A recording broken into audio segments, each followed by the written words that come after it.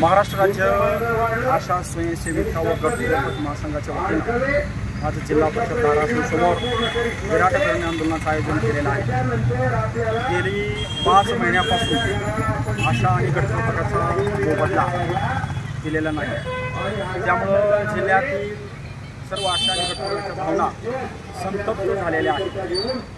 सातत्यानं राज्य सरकारकडे आम्ही मानधनाबाबत विचारणा केली, तर राज्य सरकार केंद्र सरकारने आणखी बजेट आम्हाला दिलेलं नाही, त्यामुळं आशांचं मानधन आणि गटप्रवर्तकाचं मानधन केलेलं नाही। साधारणतः महाराष्ट्रातील NHM राष्ट्रीय आरोग्य मिशनमधील काम करणारे वैद्यकीय अधिकारी असतील, ANM असतील, MPW असतील, आशाताई गटप्रवर्तक यांचं कुणाचंही मानधन जानेवारी 2025 पासून मे 2025 पर्यंत 5 महिन्याचं दिलेलं नाही।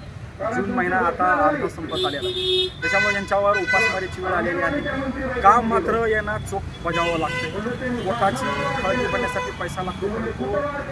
ज्या हेतून ज्या उद्देशाने काम आशाताई करतात त्यांच्या प्रपंच सगळं आशाताई आणि गटप्रवर्तक यांच्या मोबदल्यावरच अवलंबून आहे।